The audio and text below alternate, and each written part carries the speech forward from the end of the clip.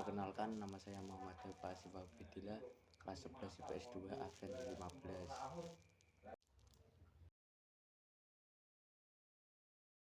Masuknya Jepang ke Indonesia. Sejak pengeboman Pearl Harbor oleh Angkatan Perang Jepang pada 8 Desember 1941, serangan terus dilancarkan terhadap Angkatan Laut Amerika Serikat di Pasifik. Serangan-serangan itu seolah-olah tak dapat dibendung oleh Amerika Serikat. Pasukan Jepang berhasil menghancurkan basis-basis militer Amerika seperti di Filipina. Kemudian serangan Jepang juga diarahkan ke Indonesia. Serangan terhadap Indonesia bertujuan untuk mendapatkan cadangan logistik dan bahan industri perang seperti minyak bumi, timah, dan aluminium. Sebab persediaan minyak di Indonesia diperkirakan dapat mencukupi kebutuhan Jepang selama Perang Pasifik. Pada Januari 1942, Jepang mendarat dan memasuki Indonesia. Tentara Jepang ini masuk ke Indonesia melalui Ambon dan menguasai seluruh Maluku. Meskipun pasukan Kanil dan pasukan Austria berusaha menghalangi, tapi kekuatan Jepang tidak dapat dibendung. Daerah Tarakan di Kalimantan Timur kemudian dikuasai oleh Jepang bersamaan dengan Balikpapan. Jepang kemudian menyerang Sumatera setelah berhasil memasuki Pontianak. Bersamaan dengan itu, Jepang melakukan serangan ke Jawa. Pada tanggal 1 Maret 1942, kemenangan tentara Jepang dalam Perang Pasifik menunjukkan kemampuan Jepang dalam mengontrol wilayah yang sangat luas, yaitu dari Burma sampai Pulau Wake di Samudra Pasifik. Setelah daerah-daerah di luar Jawa dikuasai, Jepang memutuskan perhatiannya untuk menguasai tanah Jawa sebagai pusat pemerintahan Hindia Belanda.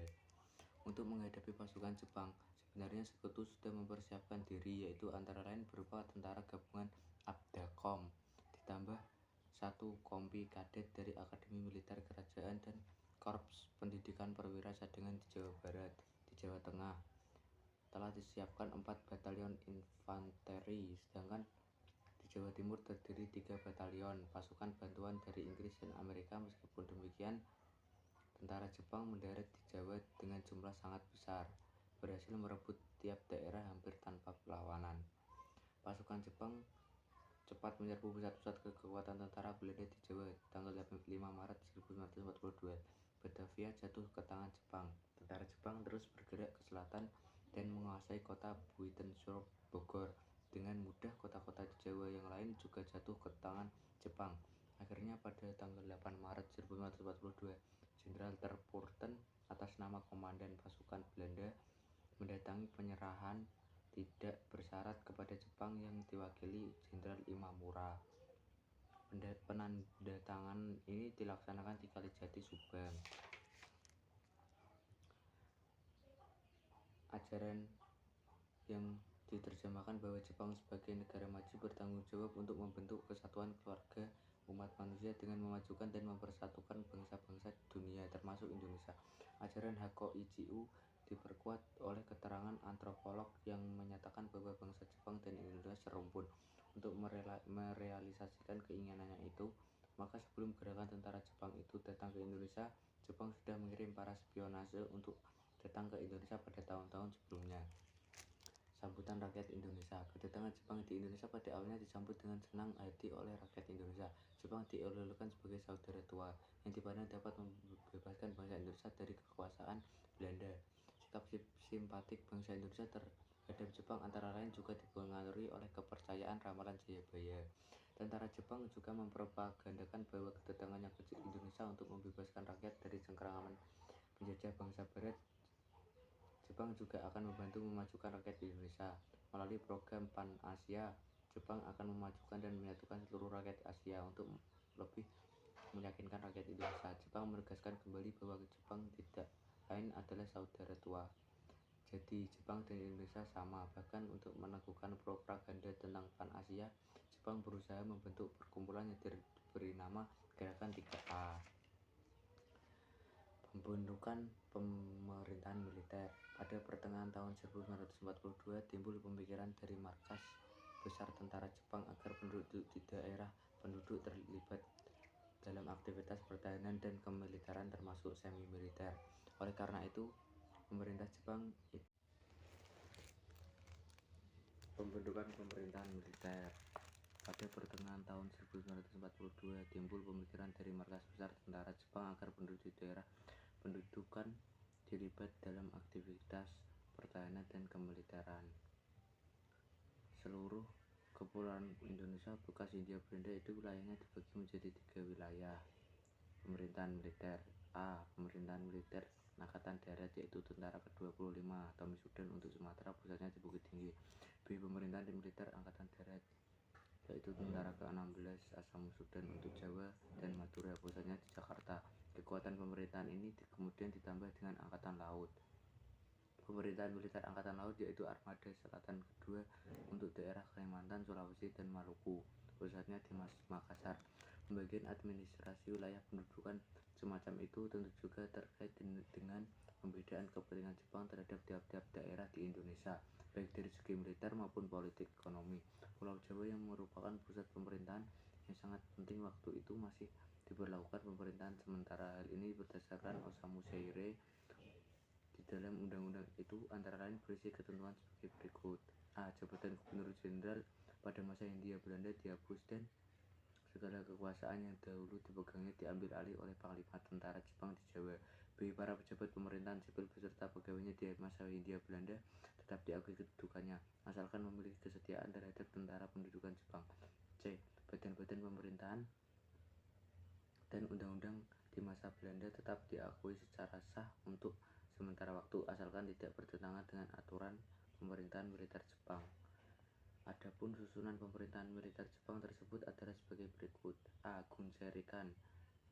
Gunshirekan, Panglima Tentara, yang kemudian disebut dengan Seiko Shikikan, Panglima tertinggi, sebagai pucuk pimpinan Panglima Tentara yang pertama dijabat oleh Jenderal Hitoshi Imamura. B. Gunseikan, Kepala Pemerintahan Militer, yang dirangkap oleh Kepala Staf. Kepala Staf yang pertama adalah Mayor Jenderal Seizaburo Okazaki. Kantor pusat pemerintahan militer ini disebut Gunseikabu.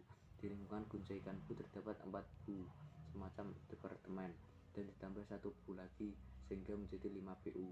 Adapun kelima PU adalah sebagai berikut. 1. Somobo, Departemen Dalam Negeri. 2. Saimubu, Departemen Keuangan.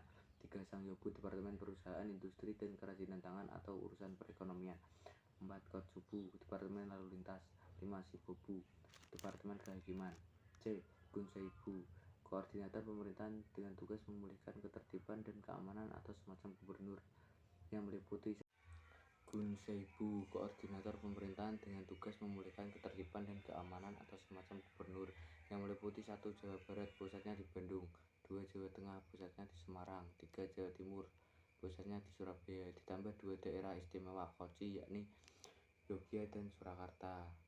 Pada awal pendudukan ini, secara kultural Jepang juga memulai melakukan perubahan-perubahan. Misalnya untuk petunjuk waktu harus digunakan tarikh Sumera menggantikan tarikh Masehi. Waktu itu tarikh Masehi 1942 sama dengan tahun 2602 Sumera. Setiap tahun rakyat Indonesia harus merayakan hari raya Tenchosetsu, hari raya lahirnya Kaisar Hirohito. Dalam bidang politik, Jepang melakukan kebijakan dengan melarang penggunaan bahasa Belanda dan mewajibkan menggunakan bahasa Jepang. Pemerintahan sipil. Untuk mendukung kelancaran pemerintahan penduduk Jepang yang bersifat militer, Jepang juga mengembangkan pemerintahan sipil pada bulan Agustus 1942, antara lain dengan mengeluarkan UU nomor 27 tentang aturan pemerintahan daerah dan dimantapkan dengan UU nomor 28 tentang pemerintahan SHU serta Tokubetsushi. Dengan UU tersebut, pemerintah akan dilengkapi dengan pemerintahan sipil. Menurut Undang-Undang Nomor 28 ini, pemerintahan daerah yang tertinggi adalah Su Karisidenan. Seluruh pulau Jawa dan Madura kecuali Kochi, Yogyakarta, dan Kochi Surakarta dibagi menjadi daerah-daerah Su Karisidenan, Si Kota Praja, Ken Kabupaten, Gun Kawedanan, Son Kecamatan, dan Ku Desa atau Kelurahan. Seluruh pulau Jawa dan Madura dibagi menjadi 17 Su. Pemerintahan Su dipimpin oleh seorang Sucokan. Sucokan memiliki kekuasaan seperti gubernur pada zaman Hindia Belanda, meliputi kekuasaan legislatif dan eksekutif. Dalam menjalankan pemerintahan, Sucokan dibantu oleh Cokan Kanbu.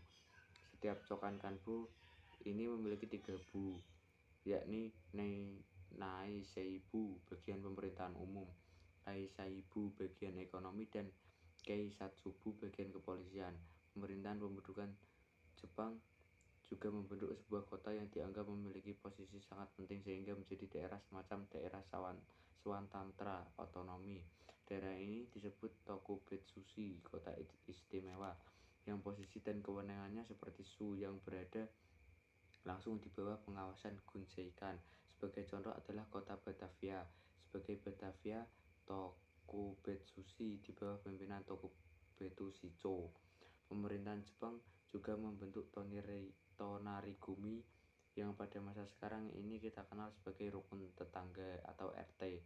Tonarigumi ini digunakan untuk pemerintah Jepang untuk mengawasi gerak-gerik rakyat agar dapat dipantau oleh pemerintah Jepang.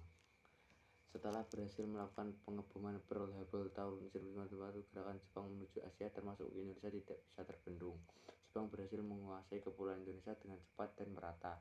Masuk dan kedatangan tentara Jepang disambut baik oleh rakyat Indonesia karena dipandang sebagai kekuatan pembebas.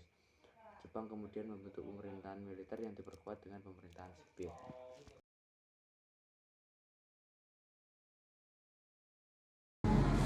B. Organisasi pergerakan massa pendudukan Jepang. Ada satu perkembangan yang berbeda, apalagi kita memahami perkembangan organisasi pergerakan antara zaman kolonial Belanda dengan era penduduk Jepang. Pada masa kolonial Belanda, umumnya organisasi pergerakan yang muncul dan berkembang diprakarsi oleh para pejuang rakyat Indonesia. Tetapi pada zaman Jepang, banyak organisasi atau perkumpulan yang berdiri diprakarsai oleh Jepang. Sementara para tokoh Indonesia mencoba memanfaatkan organisasi itu untuk kepentingan perjuangan. Hal ini juga tampak berhubungan dengan perkembangan pandangan sikap para tokoh Indonesia dalam menghadapi pendudukan Jepang. Banyak di antara para tokoh Indonesia yang mencoba memanfaatkan masa pendudukan Jepang untuk melanjutkan perjuangan menuju kemerdekaan. Mereka mengambil sikap dan strategi bekerja sama dengan Jepang. Organisasi yang bersifat sosial kemasyarakatan. A. Gerakan 3A. Untuk mendapatkan dukungan rakyat Indonesia, Jepang membentuk sebuah perkumpulan yang dinamakan Gerakan 3A. Perkumpulan ini dibentuk pada tanggal 29 Maret 1942. Sesuai dengan namanya, perkumpulan ini memiliki 3 semboyan, yaitu Nippon Jaya Asia, Nippon Pelindung Asia, dan Nippon Pemimpin Asia. Sebagai pemimpin Gerakan 3A bagian propaganda Jepang, Sedenbu telah menunjuk bekas tokoh Parindra Jawa Barat, yakni Mr. Samsudin sebagai ketua dengan dibantu beberapa tokoh lain seperti K. Sultan Pamuncak dan Moh Saleh. Pusat Tenaga Rakyat Putera. Gerakan 3A dinilai gagal oleh Jepang. Kemudian Jepang berusaha mengajak tokoh pergerakan nasional untuk meningkatkan kerjasama. Jepang kemudian mendirikan organisasi pemuda Asia Raya di bawah pimpinan Soekarjo Wiryo Pranoto. Organisasi itu juga tidak mendapat sambutan rakyat. Jepang kemudian membubarkan organisasi itu. Dukungan rakyat terhadap Jepang memang tidak seperti awal kedatangannya. Hal ini karena sikap dan tindakan Jepang yang berubah. Seperti telah disinggung di depan, Jepang mulai melarang pengibaran bendera merah putih dan yang boleh dikibarkan hanya bendera Hinomaru, serta mengganti lagu Indonesia Raya dengan lagu Kimigayo. Jepang mulai membiasakan mengganti kata-kata Banzai selamat datang dengan Bakero, bodoh. Masyarakat mulai tidak simpati terhadap Jepang. Saudara tua-tua tidak seperti yang mereka janjikan. Putera pun berkembang dan bertambah kuat. Sekali di tingkat daerah tidak berkembang baik, namun telah berhasil mempersiapkan rakyat secara mental bagi kemerdekaan Indonesia. Melalui rapat-rapat dan media massa, pengaruh Putera semakin meluas. Perkembangan Putera akhirnya menimbulkan kekhawatiran di pihak Jepang. Oleh karena itu, Putera telah dimanfaatkan oleh pemimpin-pemimpin nasionalis untuk mempersiapkan ke arah kemerdekaan, tidak digunakan sebagai usaha menggerakkan massa untuk membantu Jepang. Ternyata sikap dan tindakan para pemimpin nasionalis ini tercium juga oleh penguasa Jepang. Maka pada tahun 1944, Putera dinyatakan bubar oleh Jepang. Melalui badan propaganda Jepang ini, bahasa Indonesia mulai tersebar di kalangan masyarakat Indonesia sekaligus pula membuat nasionalisme Indonesia semakin kuat. C. Majelis Islam Aqla Indonesia MIAI dan Majelis Syura Muslimin Masyumi. Berbeda dengan pemerintahan Hindia Belanda yang cenderung anti terhadap umat Islam, Jepang lebih ingin bersahabat dengan umat Islam di Indonesia. Jepang sangat memerlukan kekuatan umat Islam untuk membantu melawan sekutu. Oleh karena itu, sebuah organisasi Islam MIAI yang cukup berpengaruh pada masa pemerintahan kolonial Belanda mulai dihidupkan kembali oleh pemerintah pendudukan Jepang pada tanggal 4 September 1942. MIAI diizinkan aktif kembali. Dengan demikian, MIAI diharapkan segera dapat digerakkan sehingga umat Islam di Indonesia dapat dimobilisasikan untuk keperluan perang. Adapun tugas dan tujuan MIAI waktu itu adalah sebagai berikut. 1. Menempatkan umat Islam pada kedudukan yang layak dalam masyarakat Indonesia. 2. Mengharmoniskan Islam dengan tuntutan perkembangan zaman. 3. Ikut membantu Jepang dalam Perang Asia Timur Raya. Untuk merealisasikan tujuan dan pelaksanaan tugas itu, MIAI membuat program yang lebih menitik beratkan pada program-program yang bersifat sosio-religius. Secara khusus program-program itu akan diwujudkan melalui rencana sebagai berikut. 1. Pembangunan Masjid Agung di Jakarta. 2. Mendirikan universitas. Dan 3. Membentuk Baitul Mal. Dari ketiga program ini, yang mendapatkan lampu hijau dari Jepang hanya program yang ketiga, yaitu membentuk Baitul Mal. Jawa Hokokaki. Tahun 1944, situasi Perang Asia Timur Raya mulai berbalik. Tentara sekutu dapat mengalahkan tentara Jepang di berbagai tempat. Hal ini menyebabkan kedudukan Jepang di Indonesia semakin mengkhawatirkan. Oleh karena itu, Panglima Tentara ke-16 Jenderal Kumaikichi Harada membentuk organisasi baru yang diberi nama Jawa Hokokai, Himpunan Kebaktian Jawa. Untuk menghadapi situasi perang tersebut, Jepang membutuhkan persatuan dan semangat segenap rakyat baik lahir maupun batin. Rakyat diharapkan memberikan dharma baktinya terhadap pemerintah demi kemenangan perang. Kebaktian yang dimaksud memuat tiga hal. 1. Mengorbankan diri. 2. Mempertebal persaudaraan. Dan 3. Melaksanakan suatu tindakan dengan bukti. Adapun program-program kegiatan Jawa Hokokai sebagai berikut. 1. Melaksanakan segala tindakan dengan nyata dan ikhlas demi pemerintahan Jepang. 2. Memimpin rakyat untuk mengembangkan tenaganya berdasarkan semangat persaudaraan dan memperkokoh pembelaan tanah air. Organisasi semi militer. Sesuai dengan sifat pemerintahan militer, Jepang berusaha mengembangkan organisasi militer.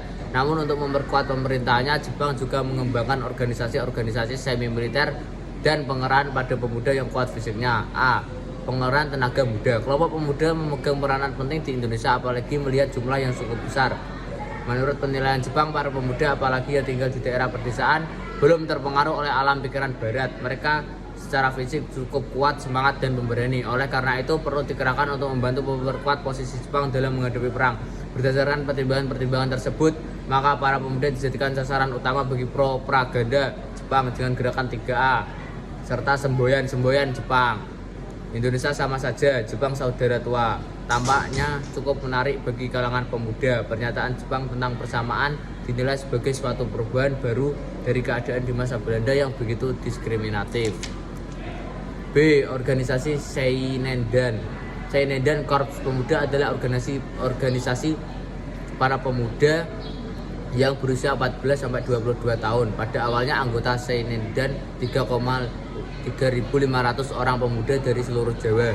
Tujuannya dibentuk Seinendan adalah untuk mendidik dan melatih para pemuda agar dapat menjaga dan mempertahankan tanah airnya dengan kekuatan sendiri. Bagi Jepang untuk mendapatkan tenaga cadangan guna memperkuat usaha mencapai kemenangan dalam Perang Asia Timur Raya, perlu diadakan pengerahan kekuatan pemuda. Oleh karena itu, Jepang melatih para pemuda untuk para remaja melalui organisasi Seinendan. Dalam hal ini, Seinendan difungsikan sebagai barisan cadangan yang mengamankan garis belakang. C. Keibodan. Organisasi Keibodan Korps Kewaspadaan merupakan organisasi semi militer yang anggotanya para pemuda yang berusia antara 25 sampai 35 tahun. Ketentuan utama untuk dapat masuk Keibodan adalah mereka yang berbadan sehat dan berkelakuan baik. Apabila dilihat dari usianya, para anggota Keibodan sudah lebih matang dan siap untuk membantu Jepang dalam keamanan dan ketertiban. Pembentukan Keibodan ini memang dimaksudkan untuk membantu tugas polisi, misalnya menjaga lalu lintas dan pengamanan desa. Untuk itu, anggota Keibodan juga dilatih kemiliteran. Pembina Keibodan adalah Departemen Kepolisian Keimubu, dan di daerah Su dibina oleh bagian kepolisian Keisatsubu. Di kalangan orang-orang Cina juga dibentuk Keibodan yang dinamakan Kakyo Keibotai. D. Barisan Pelopor. Pada pertengahan tahun 1944 diadakan rapat Chuo Sangiin. Salah satu keputusan rapat tersebut adalah merumuskan cara untuk menumbuhkan keinsyafan dan kesadaran yang mendalam di kalangan rakyat untuk memenuhi kewajiban dan membangun persaudaraan untuk seluruh rakyat dalam rangka mempertahankan tanah air dari serangan musuh. Sebagai wujud konkret dari kesimpulan rapat itu, maka pada tanggal 1 November 1944 Jepang membentuk organisasi baru yang dinamakan Barisan Pelopor. Melalui organisasi ini diharapkan adanya kesadaran rakyat untuk berkembang sehingga siap untuk membantu Jepang dalam mempertahankan Indonesia. Organisasi semi militer Barisan Pelopor ini tergolong unik karena pemimpinnya adalah seorang nasionalis, yakni Insinyur Soekarno, yang dibantu oleh R.P. Suroso, Otto Iskandar Dinata, dan Buntaran Martoatmojo.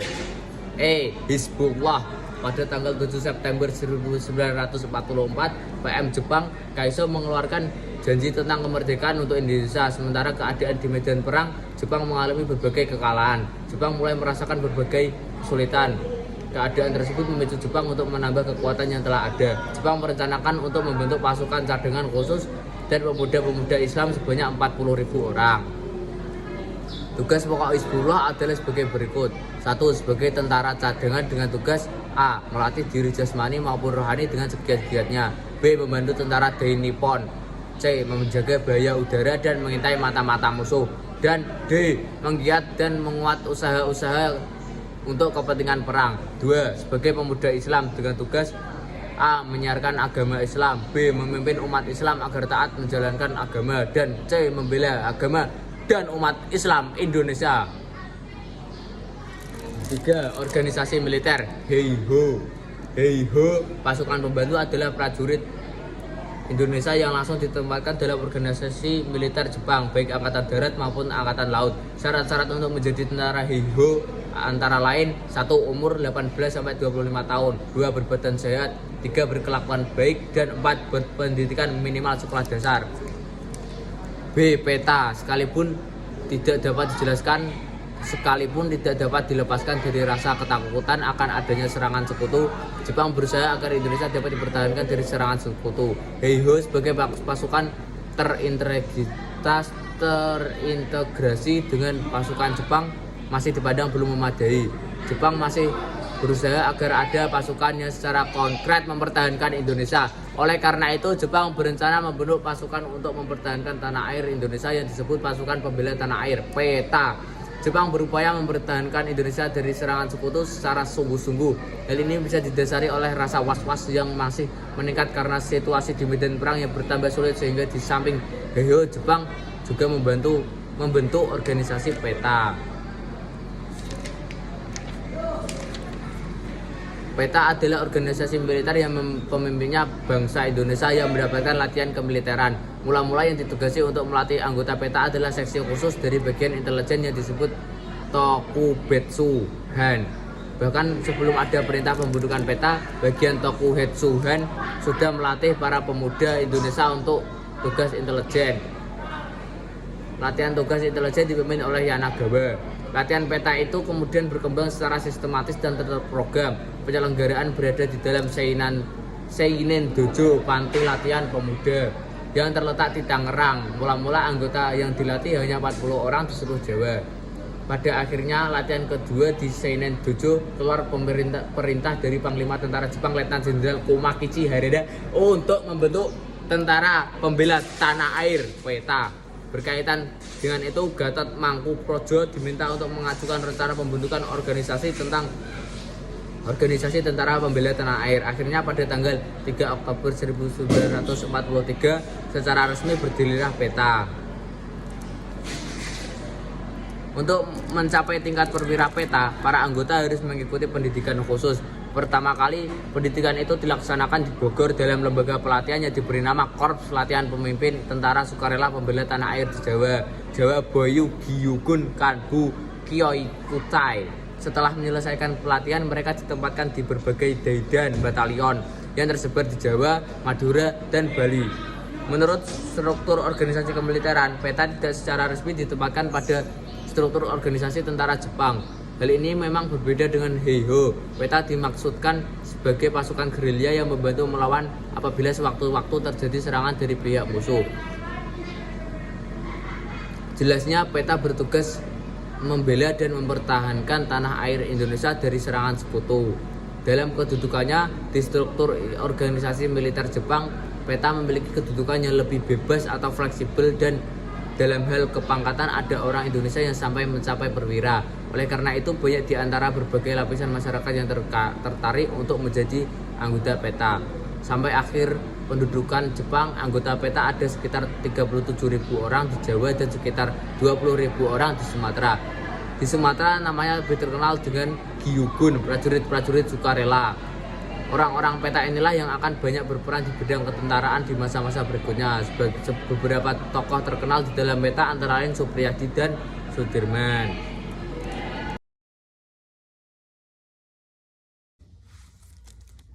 C. Pengerahan dan penindasan versus perlawanan. Dibalik senyum manis dan propaganda yang menjanjikan, ternyata Jepang bertindak kejam. Jepang telah mengerahkan semua potensi dan kekuatan yang ada untuk menopang perang yang sedang mereka hadapi untuk melawan sekutu. Jepang juga menguras aset kekayaan yang dimiliki Indonesia untuk memenangkan perang dan melanjutkan industri di negerinya. 1. Ekonomi perang. Selama masa pendudukan Jepang di Indonesia, diterapkan konsep ekonomi perang, ya, artinya semua kekuatan ekonomi di Indonesia digali untuk menopang kegiatan perang.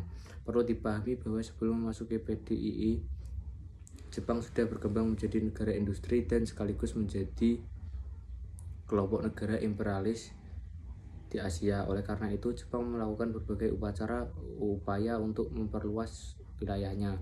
Sasaran utamanya adalah antara lain Korea dan Indonesia. Dalam bidang ekonomi, Indonesia sangat menarik bagi Jepang sebab Indonesia merupakan kepulauan yang begitu kaya akan berbagai hasil bumi, pertanian, tambang, dan lain-lainnya. Kekayaan Indonesia tersebut sangat cocok untuk kepentingan industri Jepang. Indonesia juga dirancang sebagai tempat penjualan produk-produk industrinya. Meletusnya PDII pada hakikatnya merupakan wujud konkret dari ambisi dan semangat imperialisme masing-masing negara untuk memperluas daerah kekuasaannya. Oleh karena itu, pada saat berkobarnya PDII, Indonesia benar-benar menjadi sasaran perluasan pengaruh kekuasaan Jepang, bahwa Indonesia kemudian menjadi salah satu benteng pertahanan Jepang untuk membendung gerak laju kekuatan tentara Serikat dan melawan kekuatan Belanda. Pemerintah Jepang juga membuat berbagai kebijakan dalam bidang pertanian. Kebijakan itu diantaranya yaitu kebijakan untuk wajib serah padi. Kebijakan ini menjadikan Jawa sebagai lingkungan kemakmuran bersama Asia Timur Raya. Kebijakan ini melibatkan seluruh Asia Tenggara serta Asia Timur. Juga kebijakan dalam penanaman jenis-jenis tanaman seperti kapas, yute, rosella, rami, dan jarak. Keadaan ini semakin menambah beban bagi pemerintah pendudukan Jepang di Indonesia untuk mengeluarkan beberapa ketentuan yang sangat ketat yang terkait dengan produksi padi. Padi berada langsung di bawah pengawasan pemerintah Jepang. Hanya pemerintah Jepang yang berhak mengatur untuk produksi, pungutan, dan penyaluran padi serta menentukan harganya. Dalam kaitan ini, Jepang telah membentuk badan yang diberi nama Shokuryo Konri Shimusyo, Kantor Pengelolaan Pangan. B. Penggiling dan pedagang padi tidak boleh beroperasi sendiri, harus diatur oleh Kantor Pengelolaan Pangan. C. Para petani harus menjual hasil produksi padinya kepada pemerintah sesuai dengan kuota yang telah ditentukan dengan harga yang telah ditetapkan pemerintah Jepang. Begitu juga padi harus diserahkan ke penggilingan padi yang sudah ditunjuk pemerintah Jepang. Dalam hal ini berlaku ketentuan hasil keseluruhan produksi. Petani berhak 40%, kemudian 30% disetor kepada pemerintah melalui penggiling yang telah ditunjuk, dan 30% sisanya untuk persiapan bibit dengan disetor ke lumbung desa. 2. Pengendalian di bidang pendidikan dan kebudayaan. Pemerintah Jepang mulai membatasi kegiatan pendidikan. Jumlah sekolah yang juga dikurangi secara drastis. Jumlah sekolah dasar menurun dari 21.500 menjadi 13.500 buah. Sekolah lanjutan menurun dari 850 menjadi 20 buah. Kegiatan perguruan tinggi boleh dikatakan macet. Jumlah murid sekolah dasar menurun 30% dan jumlah siswa sekolah lanjutan merosot sampai 90%. Begitu juga tenaga pengajarnya mengalami penurunan secara signifikan. Muatan kurikulum yang diajarkan juga dibatasi. Mata pelajaran bahasa Indonesia dijadikan mata pelajaran utama sekaligus sebagai bahasa pengantar. Kemudian bahasa Jepang menjadi mata pelajaran wajib di sekolah.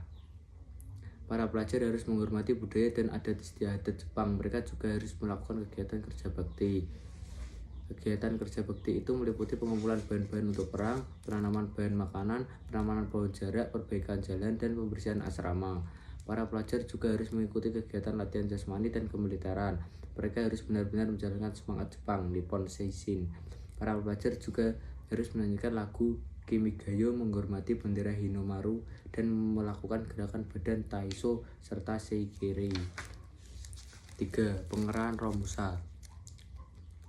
Perlu diketahui bahwa untuk menopang perang Asia Timur Raya, Jepang mengerahkan semua tenaga kerja dari Indonesia. Tenaga kerja inilah yang kemudian kita kenal dengan Romusa. Mereka dipekerjakan di lingkungan terbuka, misalnya di lingkungan pembangunan kubu-kubu pertahanan, jalan raya, lapangan udara. Pada awalnya tenaga kerja dikerahkan di Pulau Jawa yang padat penduduknya. Kemudian di kota-kota dibentuk barisan Romusa sebagai sarana propaganda. Desa-desa diwajibkan untuk menyiapkan sejumlah tenaga Romusa. Panitia pengerahan tersebut disebut Romuyokai yang ada di setiap daerah. 4. Perang melawan sang tirani. Jepang yang mula-mula disambut dengan senang hati kemudian berubah menjadi kebencian. Rakyat bahkan lebih benci pada pemerintah Jepang daripada pemerintahan kolonial Belanda.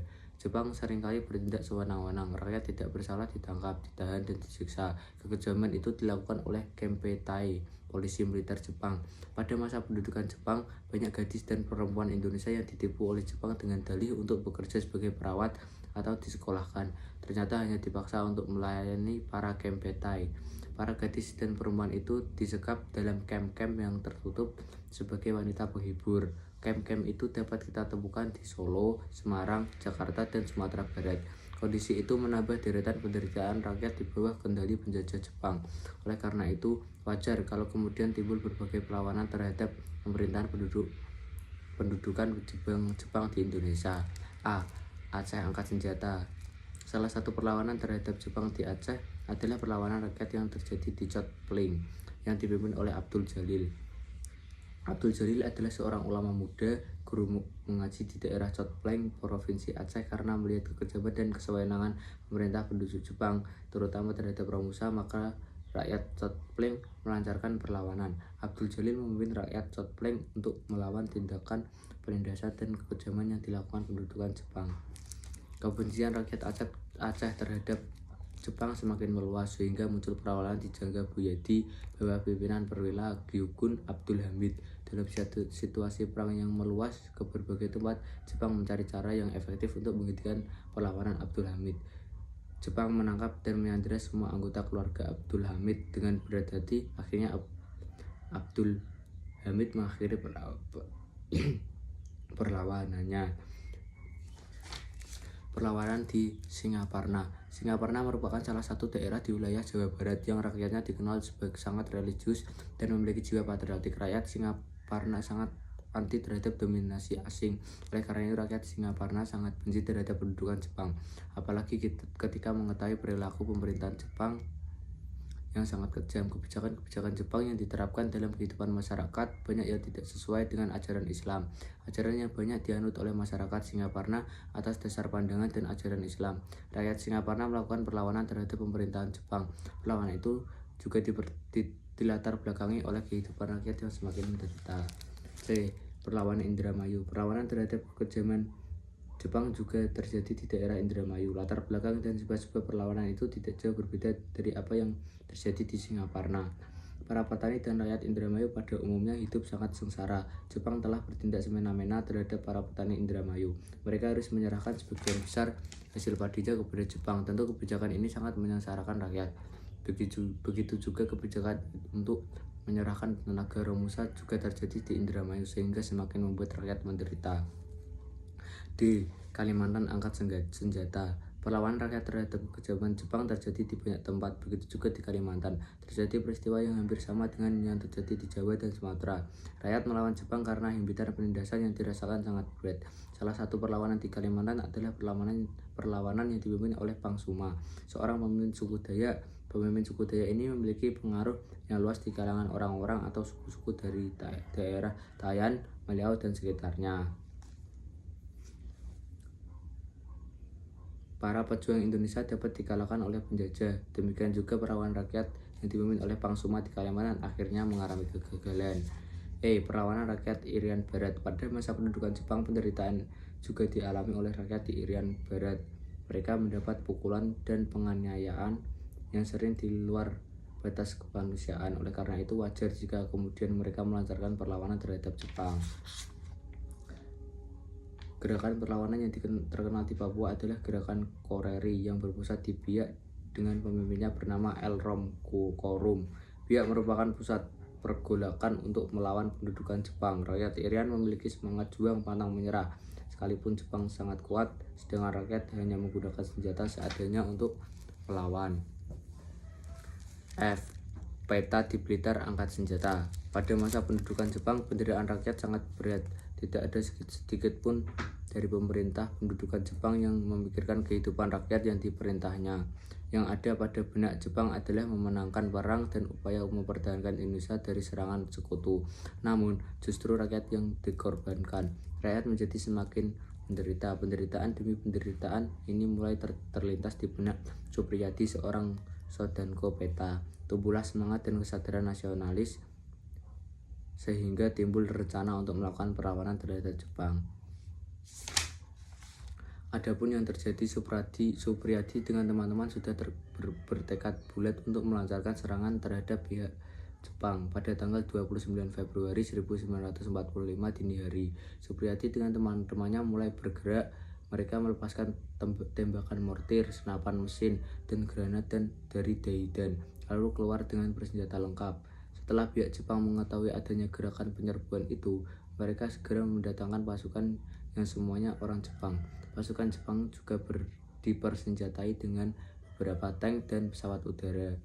Mereka segera menghalau para anggota Peta yang mencoba melakukan perlawanan. Tentara Jepang mulai menguasai keadaan dan seluruh kota Blitar mulai dapat dikuasai. Pimpinan tentara Jepang kemudian menyerukan kepada segenap anggota Peta yang melakukan serangan agar segera kembali ke induk kesatuannya masing-masing. Beberapa kesatuan mulai memenuhi perintah pemimpinan tentara Jepang itu, akan tetapi mereka yang kembali ke induk pasukannya memenuhi panggilan justru ditangkapi, ditahan, dan disiksa oleh polisi Jepang. Untuk menghadapi perlawanan Peta di bawah pimpinan Supriyadi, Jepang mengerahkan semua pasukannya dan mulai memblokir serta mengepung pertahanan pasukan Peta tersebut. Namun, pasukan Supriyadi tetap bertahan. Mengingat semangat, tekad, dan keuletan pasukan Supriyadi dan Muradi tersebut, maka Jepang mulai menggunakan tipu muslihat. Komandan pasukan Jepang Kolonel Katagiri berpura-pura menyerah kepada pasukan Muradi. Kolonel Katagiri kemudian bertukar pikiran dengan anggota pasukan Peta dengan lemah lembut, penuh kesantunan, sehingga hati para pemuda yang telah memuncak panas itu bisa membalik menjadi dingin kembali.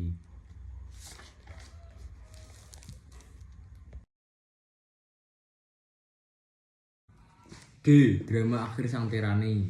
1. Akibat pendudukan Jepang di Indonesia. Pendudukan Jepang di Indonesia membawa dampak pada kehidupan masyarakat Indonesia, baik di bidang politik, ekonomi, sosial, budaya, pendidikan maupun di bidang birokrasi dan militer.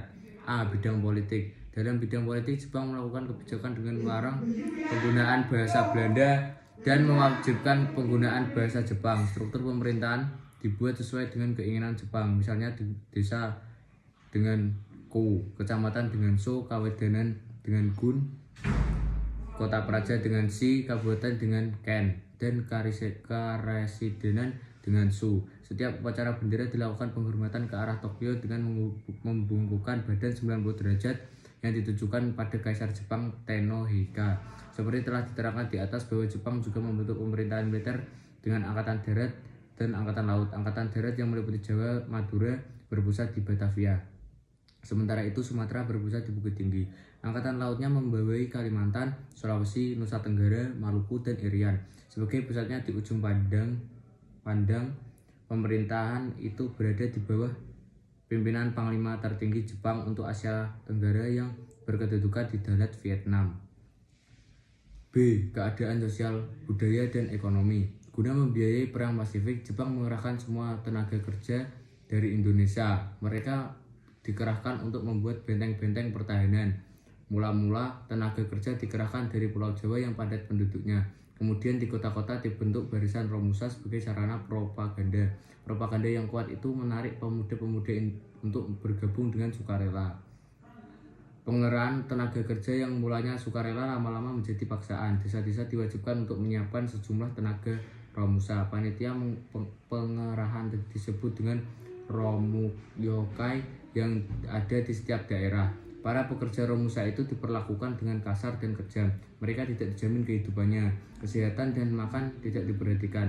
Banyak pekerja Romusa yang jatuh sakit dan meninggal. Untuk mengembalikan citranya, Jepang mengadakan propaganda dengan menyebut pekerja Romusa sebagai pahlawan pekerja atau prajurit tugasnya atau prajurit ekonomi. Mereka digambarkan sebagai sosok yang suci dalam menjalankan tugasnya. Para pekerja Romusa itu juga dikirim ke Burma, Muang Thai, Vietnam, Sarawak, dan Malaya. Saat itu kondisi masyarakat menyedihkan, bahkan makanan sulit didapatkan akibat banyak petani yang menjadi pekerja Romusa.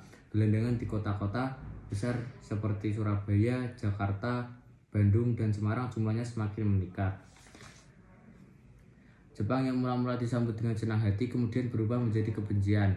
Rakyat bahkan lebih benci pada pemerintah Jepang daripada pemerintahan kolonial Belanda. Jepang seringkali bertindak sewenang-wenang, seringkali rakyat yang tidak bersalah ditangkap, ditahan, dan disiksa. C. Pendidikan. Pada masa pendudukan Jepang, keadaan pendidikan di Indonesia semakin memburuk. Pendidikan tingkat dasar hanya satu, yaitu pendidikan 6 tahun. Hal ini sebagai politik Jepang untuk memudahkan pengawasan. Para pelajar wajib mempelajari bahasa Jepang. Mereka juga harus mempelajari adat istiadat Jepang dan lagu kebangsaan Jepang, Kimigayo, serta gerak badan sebelum pelajaran dimulai. Bahasa Indonesia mulai digunakan sebagai bahasa pengantar di semua sekolah dan dianggap sebagai mata pelajaran wajib. Satu hal keuntungan pada masa Jepang adalah penggunaan bahasa Indonesia sebagai bahasa penghantar. Melalui sekolah-sekolah itulah Jepang melakukan indoktrinasi. Menurut Jepang, pendidikan kader-kader dibentuk untuk memelopori dan melaksanakan konsepsi kemakmuran Asia Raya. Namun, bagi bangsa Indonesia, tugas berat itu merupakan persiapan bagi pemuda-pemuda terpelajar untuk mencapai kemerdekaan. D. Birokrasi dan militer. Dalam bidang birokrasi dengan dikeluarkannya UU nomor 27 tentang aturan pemerintah daerah dan UU nomor 28 tentang aturan pemerintah Su dan Tokubetsushi, maka berakhirlah pemerintahan sementara. Kedua aturan itu merupakan pelaksanaan struktur pemerintahan dengan datangnya tenaga sipil dari Jepang di Jawa. Mereka ditempatkan di Jawa untuk melakukan tujuan reorganisasi pemerintahan Jepang yang menjadikan Jawa sebagai pusat perbekalan perang di wilayah selatan. Sesuai dengan undang-undang itu, seluruh kota di Jawa dan Madura kecuali Solo dan Yogyakarta dibagi atas Su, Si, Ken, Gun, Son, dan Ko. Pembentukan provinsi yang dilakukan Belanda diganti dan disesuaikan dengan struktur Jepang. Daerah pemerintahan yang tertinggi yaitu Su. Meskipun luas wilayah Su sebesar karesidenan, namun fungsinya berbeda. Apabila residen merupakan pembantu gubernur, maka Su adalah pemerintahan otonomi di bawah Sucokan yang berkedudukan sama dengan gubernur. Pada masa pendudukan Jepang juga dibentuk Chōsangi-in yang fungsinya tidak jauh berbeda dengan Volksrat. Dalam Volksrat masih dapat dilakukan kritik pemerintah dengan bebas, sementara Chōsangi-in tidak dapat melakukan hal itu. 2. Janji kemerdekaan. Pada tahun 1944, Jepang terdesak. Angkatan Laut Amerika Serikat berhasil merebut kedudukan penting Kepulauan Mariana, sehingga jalan menuju Jepang semakin terbuka. Jenderal Hideki Tojo pun kemudian digantikan oleh Jenderal Kunaki Kaiso sebagai Perdana Menteri. Angkatan Udara Sekutu yang di Morotai pun mulai mengadakan pengeboman atas kedudukan Jepang di Indonesia. Rakyat mulai kehilangan kepercayaannya terhadap Jepang dalam melawan Sekutu. Selanjutnya, Letnan Jenderal Kumakichi Harada mengumumkan dibentuknya Badan Penyelidik Usaha-Usaha Persiapan Kemerdekaan Indonesia (BPUPKI) pada 1 Maret 1945. Badan ini dibentuk untuk menyelidiki dan mengumpulkan sebagai persiapan kemerdekaan Indonesia. Badan itu diketuai oleh Dr. KRT Rajiman Wedyo Diningrat, RP Suroso sebagai wakil ketua, merangkap kepala tata usaha, dan seorang Jepang sebagai wakilnya tata usaha, yaitu Masuda Toyohiko dan Mr. RM Abdul Ghaffar Prigodo Digdo. Semua anggota terdiri dari 60 orang dari tokoh-tokoh Indonesia, ditambah 7 orang Jepang yang tidak punya suara. Pada pidato sidang BPUPKI, Rajiman menyampaikan pokok persoalan mengenai dasar negara Indonesia yang akan dibentuk pada sidang tahap kedua yang berlangsung pada dari tanggal 10 sampai 11 Juni 1945. Dibahas dan dirumuskan tentang Undang-Undang Dasar. Dalam kata pembukaannya, Rajiman Wedyo Diningrat meminta pandangan kepada anggota mengenai dasar negara Indonesia. Orang-orang yang membahas mengenai dasar negara adalah Muhammad Yamin, Supomo, dan Soekarno. Pidato Soekarno mendapat sambutan sangat meriah. Tepukan tangan para peserta, suatu sambutan yang belum pernah terjadi selama persidangan BPUPKI. Para wartawan mencatat sambutan yang diucapkan Soekarno dengan cemat. Cindy Adam, penulis buku autobiografi Soekarno, menceritakan bahwa ketika ia diasingkan di ND Flores pada tahun 1934 sampai 1937, Soekarno sering merenung tentang dasar negara Indonesia merdeka di bawah pohon sukun. Pada kesempatan tersebut, Ir Soekarno juga menjadi pembicara kedua.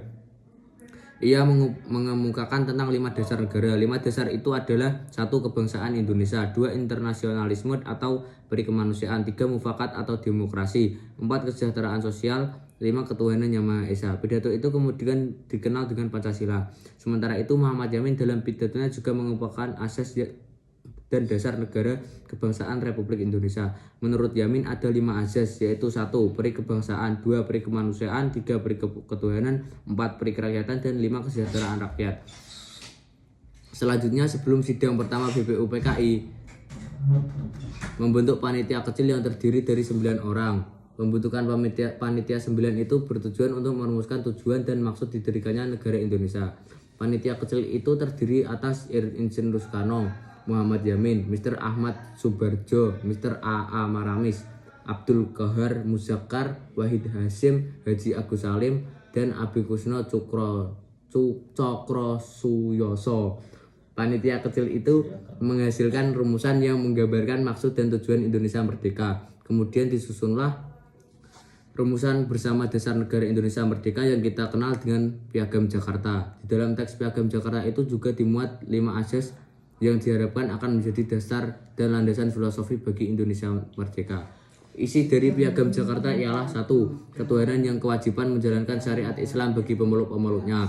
2. Menurut dalam kurung dasar kemanusiaan yang adil dan beradab. 3. Persatuan Indonesia. 4. Dan dalam kurung kerakyatan yang dipimpin oleh hikmah dalam permusyawaratan atau perwakilan. 5. Serta dengan mewujudkan suatu keadilan sosial bagi seluruh rakyat Indonesia. 3. Panitia Persiapan Kemerdekaan Indonesia (PPKI). BPUPKI kemudian dibubarkan setelah tugas-tugasnya selesai. Selanjutnya dibentuklah Panitia Persiapan Kemerdekaan Indonesia pada 7 Agustus 1945. Badan ini beranggotakan 21 orang yang terdiri dari 12 orang wakil dari Jawa, 3 orang wakil dari Sumatera, dan 2 orang dari Sulawesi, dan masing-masing 1 orang dari Kalimantan, Sunda Kecil, Maluku, dan golongan penduduk Cina. Ditambah 6 orang tanpa izin dari pihak Jepang. Panitia inilah kemudian mengesahkan Piagam Jakarta sebagai pendahuluan dalam pembukaan Undang-Undang Dasar 1945 18 Agustus 1945. Sekian dari saya, kurang dan lebihnya mohon maaf. Wassalamualaikum warahmatullahi wabarakatuh.